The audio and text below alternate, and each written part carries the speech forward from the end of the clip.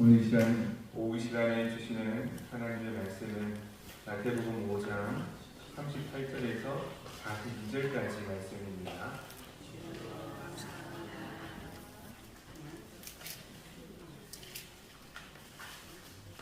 마태복음 5장 38절에서 42절까지 말씀입니다.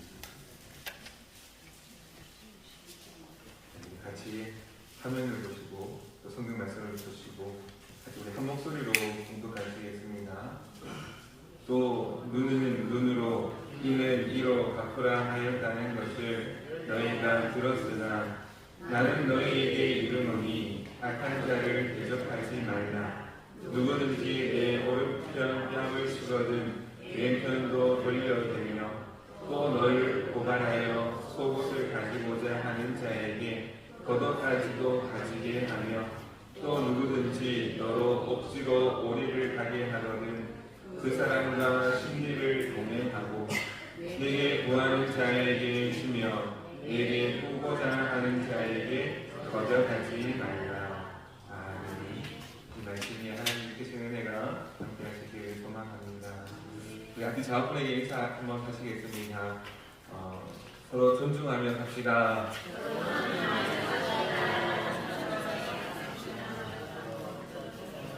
한 번 더 인사하실게요. 당신은 사랑받기에 합당한 사람입니다.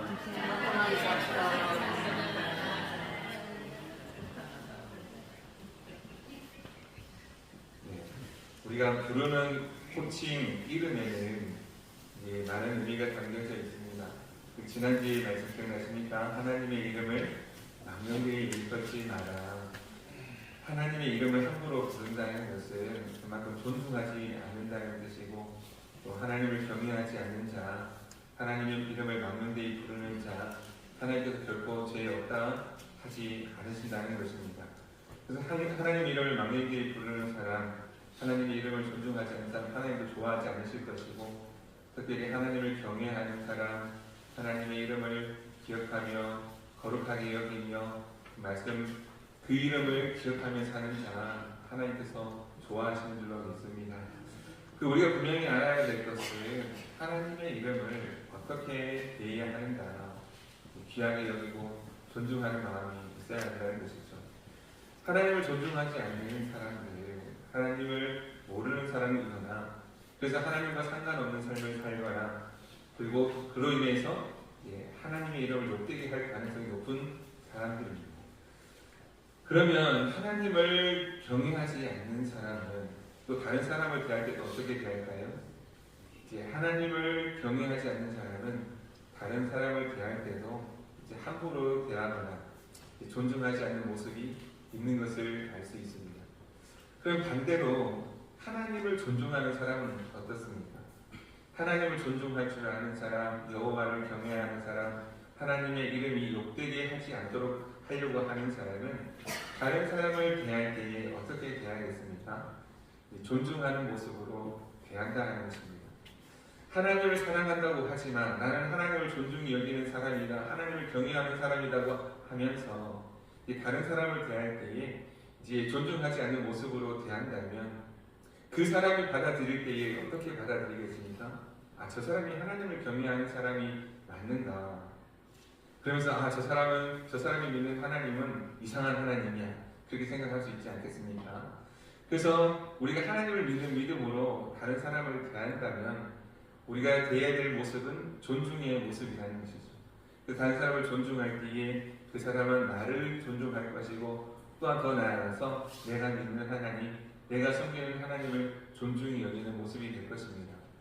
그런데 우리가 하나님을 믿는다고 하면서 다른 사람을 함부로 대하고 또 업신여기고 미워하고 전혀 하나님을 존중하는 것처럼 여겨지지 않는 그런 삶을 살아간다면 우리의 그 모습을 통해서 하나님의 이름이 욕되게 되어지는, 사람들이 하나님의 이름을 함부로 대하게 되는 그런 모습들로 나타날 수도 있다는 것입니다. 그래서 우리가 하나님을 대할 때도 존중히 여겨야 되겠지만 하나님께서 사랑하시는 하나님의 백성들뿐만이 아니라 이 세상의 모든 사람을 대할 때도 우리가 기본적으로 가지고 있어야 되는 마음가짐은 존중의 마음가짐이라는 것입니다. 존중의 태도, 존중의 마음가짐. 그 교회 안에서도 보면은요, 이제 서로 존중하는 것이 굉장히 중요한 것을 알 수 있습니다. 호칭을 다양하게 교회 안에서 부르는 것을 볼 수 있습니다. 직분이 있습니다. 직분. 그래서 집사님, 권사님, 장로님, 왜 그런 직분을 이제 붙였겠습니까? 그에 합당한 그만한 믿음의 일꾼이 되고 그만한 귀한 믿음의 일들을 감당하기 위해서 이 직분을 주었습니다. 그 직분에 따라서 믿음에 맞게끔 잘 섬겨주기를 바라는, 그 사람이 보시기에 기쁨이 되기를 바라는 모습으로 이 직분을 준 것이지요. 그래서 집사는 집사에 맞는 직분이고 권사와 장로님, 안수 집사님은 그에 맞는 직분을 받게 됩니다. 그래서 처음에는 이렇게 존중하는 마음으로 아유 집사님, 아유 권사님, 아유 장로님 이렇게 부릅니다. 근데 이제 시간이 지나고 이제 사랑이 많아지고 친해지다 보면 어느 순간 이 직분이 없어지는 것을 알 수 있습니다. 어떻게 바뀝니까 직분이? 야, 니, 언니 이런 식으로 바뀌는 것이죠. 그래서 처음에는 집사님 하다가 이제 나중에는 이제 나이가 적은 동생 같은 경우는 야, 니가 해라. 아이고, 야, 누구누구씨 이렇게 부르는 사람들도 있습니다. 누구누구씨, 아이고 이렇게 좀 합시다. 이제 어떻게 보면은 편하고 좋은 것처럼 보일 수도 있습니다만 사실은 이것이 좋지 않은 모습이라는 것이죠. 나름 직분이 있는 이유가 교회 안에서 나름 질서가 있고 또 이제 그 맡은 그 직분에 따라서 감당해야 될 믿음의 모습들이 있는데 자꾸 그런 것들이 이제 어지러워지는 것입니다. 그래서 이제 상대방을 존중하는 의미에서 그 존중의 마음을 담아서 그 직분도 이름도 존중의 마음을 담아서 불러줘야 되는 것이죠. 그런데 이제 보통 이제 어려움을 겪는 이유가 무엇인가 하면 이제 뭐 이름을 그냥 부른다든지 분명한 직분이 있음에도 그냥 이름을 부른다든지 또 이제 나이가 많으면 그래도 괜찮은데 나이가 적은 동생 같은 경우에는 이제 쉽게 대하는 경우가 있다는 것입니다. 조금 지내다 보면 함부로 대하는 것이죠. 야, 네가 뭘 한다고 그래? 그냥 내가 시키는 대로 해. 이렇게 되는 경우가 있을 수 있다는 것이죠. 그래서 이제 존중의 의미 굉장히 중요한데 직분은 그냥 주어진 것이 아니라 존중의 마음을 담아서 주신 것이고 잘 지켜줄 필요가 있다는 것입니다. 그 존중은 사전적인 의미로 보면 이제 주위 사람들이 좋아하고 즐기는 것을 방해하거나 방해하지 않기 위해서 내 자유를 제한하는 태도라고 되어 있습니다. 사전적인 의미. 그래서 내가 하고 싶다고 해서 내 마음대로 할 것이 아니라 이 교회의 질서와 체계와 상대방을 존중히 여기는 마음으로 내가 하고 싶다고 해서 다 할 것이 아니라 같이 잘 되는 방향으로 나아가기 위해서 정해진 질서를 따라서 내 자유도 제한할 수 있는 그런 모습이 존중의 마음이라는 것입니다. 그래서 존중은 어떤 사람이 할 수 있는가? 그래서 존중은 그 뿌리가 어디에 있는가 하면 섬김에 있다는 것입니다. 섬김을 아는 자가 존중의 모습으로 나타난다는 것입니다. 그 섬김은 누가 가르쳐준 모습입니다. 그것은 예수님께서 가르쳐주신 사랑의 모습이라는 것입니다. 마가복음 10장 45절 말씀에 예수님께서 이 땅에 찾아오신 이유와 목적이 나옵니다. 마가복음 10장 45절 말씀에 보면 인자가 온 것은 섬김을 받으려 함이 아니라 도리어 섬기려 하고 자기 목숨을 많은 사람들의 대속물로 주려 함이니라 라고 말씀하고 있습니다. 예수님께서 이 땅에 오신 이유는 하나님 왕 대신 예수 그리스도 그분께서 존중이 여김을 받고 존경받고 칭찬받기 위함이 아니라 예수님께서 이 땅에 오신 이유는 하나님께서 사랑하시는 하나님의 백성들을 하나님의 사랑을 가르쳐주고 하나님의 사랑을 잃어버린 저들을 불쌍히 여기셔서 섬김으로 이 땅에 오셨다는 것입니다. 그래서 우리의 발을 씻기시고 우리의 죄를 용서하시고 그래서 하나님의 사랑을 깨달아 알 수 있도록 섬김의 종으로서 예수님 오셨고 죽기까지 순종함으로 그 사역을 감당하신 것입니다. 그래서 존중은 우리를 사랑하시는 하나님의 사랑의 마음이 담겨져 있는 그 섬김의 그 뿌리가 있다는 것입니다. 그래서 우리가 존중할 수 있는 이유는 우리가 예수님의 사랑을 받은 사람이며 우리의 모든 죄가 용서받았기 때문이며 그 큰 사랑을 입었기에 우리도 용서의 마음을 가지고 살 때에 상대방을 인정하고 존중해 줄 수 있는 것입니다. 이 상대방이 어떻든 상관없이 나를 존중해 주는 사람뿐만이 아니라 비록 지금은 아직 죄악 가운데 있는 사람이다 할지라도 내가 존중받았기 때문에 존중하는 것이 아니라 예수님의 사랑으로 존중의 삶을 살아간다는 것입니다. 어떤 사람이든 상관없이 나이가 많든 적든 어떤 직분을 가지고 있든 안 가지고 있든 상관없이 존중의 모습으로 살아갈 수가 있다는 것입니다. 예수님의 사랑이 있으면. 그런데 예수님의 사랑이 없으면 어떻게 되겠습니까? 이제 그래도 존중의 모습이 나타나면 다행인데 차별적으로 존중하거나 아니면 공격적으로 살아가는 모습들이 있을 것입니다. 이 차별적으로 존중한다는 것은 무엇인가 하면요, 존중받을 만한 사람에게는 존중을 하지만 존중받지 못할 사람, 예를 들어서 내가 봤을 때 잘 못 사는 것 같고 별로 특별한 것도 없어 보이고 나이도 적고 그렇게 하다 보면 이제 함부로 대해도 되겠구나 그렇게 생각을 한다는 것입니다. 그래서 나에게 도움이 될 만한 사람은 존중하고 나에게 이익이 될 만한 사람은 잘 대해주고 전혀 나에게 도움이 될 것 같지 않은 사람, 별로 필요 없어 보이는 사람, 있어도 그만 없어도 그만 그렇게 보이는 사람한테는 함부로 대하는 그런 모습이 된다는 것입니다. 그러면 예수님께서 가르쳐 주신 사랑은 어떤 누구를 만나든지 존중하고 사랑하고 사랑하고 하시면서 우리에게 먼저 그 사랑을 보여주시고 가르쳐 주셨다 하는 것입니다. 우리 스스로의 모습을 볼 때에 사실은 전혀 사랑받을 존재가 아니죠. 우리 성도님들은 사랑받기 합당하신 존재가 맞습니까? 아멘. 어떤 청년이 이제 그 목사님한테 이렇게 질문했다고, 목사님, 저는 목회신앙인데요. 아무리 생각해도 제가 그렇게 죄인인 것 같지는 않습니다. 내가 그렇게 썩 잘못한 것은 없어 보이는데 제가 뭐 그렇게 잘못해서 하나님 우리 보고 죄인이라고 그렇게 얘기하실까요? 그래서 잘 몰라서 물어보는데 목사님 어떻게 생각하십니까? 그렇게 질문을 했다는 겁니다. 그래서 그 목사님이 참 지혜로우신 목사님 같아요. 이제 노트하고 볼펜을 주면서 이제 네가 이제 생각나는 대로 이거는 죄인의 모습이다 생각나는 것들이 있다면 한번 적어보라고 했다는 것입니다. 한 이틀 동안 들고 다니면서 생각나는 대로 죄인의 모습이 생각나거든 적어보라 했다는 것이죠. 그래서 이제 처음에는 이제 가지고 있다가 하나씩 이제 적더라고 하는 겁니다. 이제 적는데 어느 순간부터 이제 이 노트를 들고 다녀요. 혹시 누가 볼까 싶어가지고.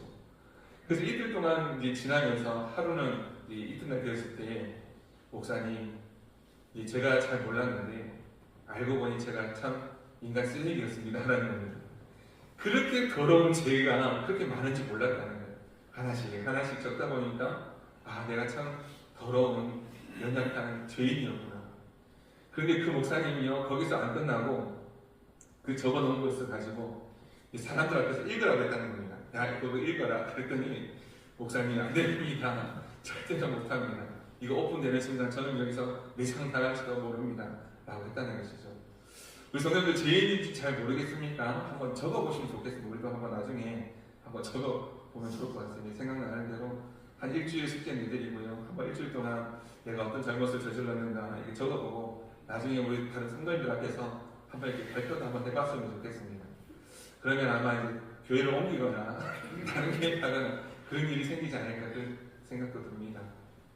그래서 우리가 사실은 존중받을 수 없는 그런 연약한 존재인데 너무나 추악하고 볼품없는 그런 존재인데 하나님께서 이런 연약한 저희들 우리들을 그냥 버려두지 않으시고 사랑하셔서 독생자 예수님을 보내주시고 그래도 우리가 살아갈 수 있도록 도와주시고 우리가 하나님의 사랑받는 자임을 알려주시기 위해서 예수님은 모진 고난과 고통을 당하시고 왕이시지만 하나님이시지만 존중받기를 원하셔서 그런 모습으로 가신 것이 아니라 끝까지 죽기까지 섬김의 삶을 사셨다는 것입니다. 그래서 우리가 살아갈 때에도 우리가 믿음으로 정말 산다고 한다면 우리가 예수님의 모습을 닮아서 사는 것이 믿음의 모습일 텐데 그렇게 살아야 되지 않겠습니까? 그렇게 사는 것이 어떤 모습인가 예수님께서 보여주신 그 믿음의 삶이 사실 오늘 본문 말씀에 나와 있습니다. 이 본문 말씀 보면은요 참 이게 힘들겠다 어렵다 안 된다라는 생각이 많이 듭니다. 우리 읽었는데 다시 한번 읽어보겠습니다. 38절 39절 먼저 한번 보겠습니다. 또 눈은 눈으로 이는 이로 갚으라 하였다는 것을 너희가 들었으나 나는 너희에게 이르노니 악한 자를 대적하지 말라. 누구든지 네 오르시함을 치거든 내 편도 돌려대며 그래서 우리가 믿음의 사람이라면 이제 존중이 여길 사람들이 있겠지만 그래도 특별히 나에게 이제 마음을 아프게 하는 사람, 나를 힘들게 하는 사람, 특별히 의도적으로 이제 나를 때리는 사람, 그런 사람까지도 품을 수 있고 존중의 마음을 품어야 된다고 말씀하십니다. 이 사실은 쉬운 일이 아니죠. 오른뺨을 친다는 것은 참 이렇게 존중의 마음이 있는 사람이라면 쉽게 할 수 없는 그런 행동입니다. 다른 사람을 존중하는 마음이 있는 사람은 하지 않을 행동이죠. 그런데 이제 그렇게 하는 사람들도 있다는 것입니다. 그때 이제 오른뺨을 때리거든 왼뺨을 돌려야 된다는 것은 어떤 의미가 있습니까? 이제 오른손으로 이렇게 때리면 왼뺨을 돌려야 될 때는 손등으로 맞아야 되는 상황이 되는 것이죠. 한번 옆에 분 한번 때려보겠습니다. 얼마나 기분이 나쁘고 마음 상하겠습니까? 오른뺨 때리고 왼뺨 때리고 마음 상하는 일이 있다 할지라도 그런 사람조차도 존중을 마음을 품는 건 그것이 그리스도의 마음이라고 하는데 안 된다는 것이죠.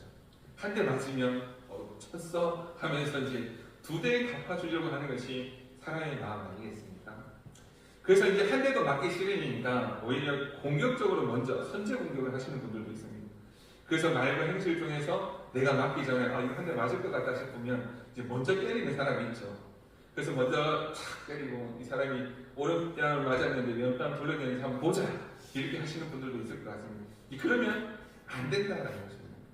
우리 성도님들 실제로 때리진 않지만 우리가 이 손을 들어 때리진 않지만 우리의 모습을 보면요 말로 때리시는 분들이 있을 수 있다는 것입니다. 말로 공격적으로 오른뺨을 때리고 왼뺨을 돌리고 그것이 존중하지 않는 모습인데 거기서부터 시작된 것이 이제 이름을 제대로 부르지 않는 호칭을 제대로 불러주지 않는 그래서 질서를 어지럽히는 그런 모습으로 나아간다는 것입니다. 그게 잘못인지 몰라요. 그렇게 공격적으로 사시는 분, 공격적으로 때리는 분이 자기가 잘못인지 안다면 그렇게 하겠습니까? 그게 잘못인지 모른다고 하는 것입니다. 그래서 예수님께서 하시는 말씀이 이것이 잘못인지 알고 너희는 그런 모습이 되어서는 안 된다는 것을 알고 예수님의 모습을 닮아서 존중의 삶을 살 것을 가르쳐 주시는 말씀입니다. 어느 누구를 만나든지 우리가 믿음으로 살기 위해 예수님의 모습을 본받아서 사랑하며 사는 것이 이제 믿음의 모습이라는 것입니다. 예수님께서는 이제 어떻게 하셨는가? 베드로전서 이제 2장 23절 말씀을 보면은요, 욕을 당하시되 맞대어 욕하지 아니하시고 고난을 당하시되 위협하지 아니하시고 오직 공의로 심판하시는 이에게 부탁하시며라는 말씀이 있습니다. 예수님께서 하셨던 것도 그것이고 베드로 오늘 오전에 말씀드렸습니다만 이 베드로전서에 나온 베드로의 고백인데요. 베드로도 예수님 만난 이후에 자신의 추악한 죄를 용서받고 난 이후에는 이런 모습으로 살아가는 모습이 있었다는 것입니다. 우리가 정말 예수 그리스도를 믿는 믿음의 사람이라면 이제 공격적으로 뺨을 때리며 사는 것이 아니라 존중의 모습으로 살고 때로는 한 대 맞는다 할지라도 이제 오른편 뺨을 맞는다 할지라도 왼편 뺨을 돌려댈 수 있는 그런 이제 여유가 있는 사람. 그리고 또 이제 아픈 일을 당했다 할지라도 그것을 가지고 다시 그 일로 갚지 않는 그런 사람의 모습이 된다고 하는 것입니다. 그 38절에 이제 다시 보시면 또 눈은 눈으로 이는 이로 갚으라 하였다는 것을 이제 너희가 들었지만 이제 눈은 눈으로 갚으라 하였다는 것이 이 율법에서 정한 법입니다. 네가 상대방의 눈을 상하게 하였으면 자기 눈을 떼어줄 수 있는 그런 책임감 있는 사람이 되라는 것입니다. 그래서 눈은 눈으로 이는 이로 갚으라 하였다는 것을 너희가 들었으나 이제 내 눈을 상하게 했다 할지라도 상대방을 용서해 줄 수 있는 넓은 마음 그리고 오른편 뺨을 맞고도 이제 왼뺨을 돌려낼 수 있는 넉넉한 마음 그리고 40절 보면은요 또 너를 고발하여 속옷을 가지고자 하는 자에게 겉옷까지도 가지게 하며 41절입니다. 또 누구든지 너를 억지로 오리를 가게 하거든 그 사람과 심리를 동행하게 하고 이 속옷만 입으면 어찌 따뜻하겠습니까? 그래서 겉옷까지 입을 수 있도록 겉옷까지 내어주는 넉넉한 마음을 가진 사람 오리를 가고자 하지만 오리까지만 가는 것이 아니라 심리까지도 같이 갈 수 있는 그런 여유가 있는 사람 그것이 이제 상대방의 존중의 마음에서 나타나는 모습이라는 것이죠.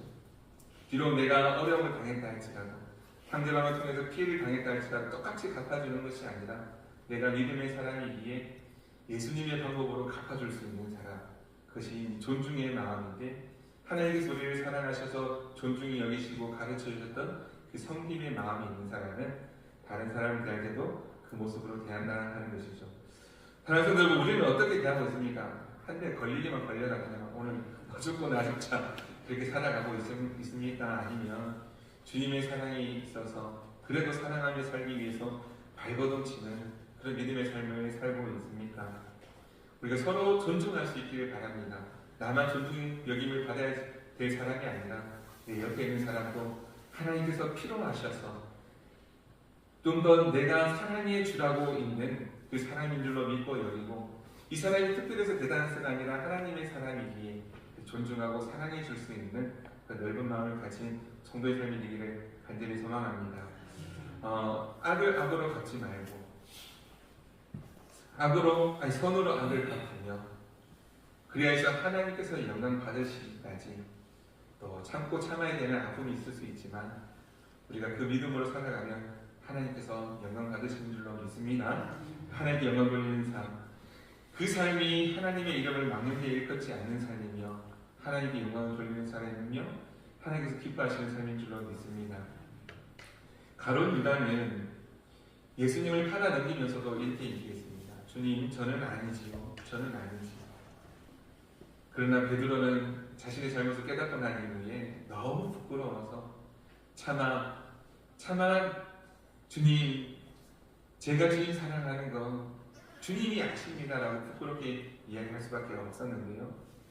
가룟 유다와 같이 주님 저는 아니지요. 주님 저는 아니지요. 주님을 팔아 넘기면서도 그렇게 뻔뻔한 삶을 사는 것이 아니라 주님 저 같은 자도 사랑하여 주시니까 그 고백을 하면서 우리도 주님 사랑을 전하며 나누며 사는 그런 모습이 되었으면 좋겠습니다. 예수님께 깊이 뿌리 내리고 있는 사람, 그 섬김의 사람이라면 존중은 어렵지 않은 줄로 믿습니다. 예수님께 깊이 뿌리 내린 믿음의 삶, 다른 사람을 귀하게 여길 수 있는 사랑의 마음 가지고 살아가는 저희 여러분 되시고 성도님의 모습을 통하여서 하나님께서 영광 받으시기를 주의 이름으로 축복합니다. 기도하겠습니다. 사랑 많으신 하나님 아버지, 연약한 저희들, 죄 많은 허물 많은 저희들, 죄를 지으면서도 부끄러운 줄 모르고 또 존중히 여길 줄도 모르는 연약한 저희들, 주님 사랑하셔서 이 땅에 찾아와 주시고 우리의 발을 씻으시고 우리 더러운 마음을 씻으시고 끝까지 죽기까지 순종함으로 용서할 은혜를 기억하고 감사를 드립니다. 사랑의 주님, 우리가 주님의 섬김의 본을 본받아서 우리 이 땅 살아갈 때에 마음 아픈 일도 많고 감당하기 어려울 때도 많이 있겠으나 하나님, 비록 우리는 그렇게 당한다 할지라도 우리는 사랑으로 갚을 수 있는 사랑받는 자들, 주님의 사랑을 아는 자들, 온전한 믿음으로 사는 자들 될 수 있도록 도우시고 함께하여 주옵소서. 그래야 때에 하나님 비록 자꾸 연약하지만 우리의 모습 통해서 하나님께서 영광 받으시고 하나님의 뜻이 이 땅에서도 이루어지며 하나님의 나라가 이루어지는 줄로 믿습니다. 아버지 하나님, 하나님께서 보시기에 기쁨이 되고 하나님의 나라를 귀하게 쓰임받는 삶인 줄로 믿고 여기며 하나님 세상과는 다르게 하나님의 사랑을 살아가는 우리 모두가 되도록 도우시고 역사하여 주옵소서. 모든 걸 감사드리며 거룩하신 예수 그리스도 이름으로 기도드립니다. 아멘.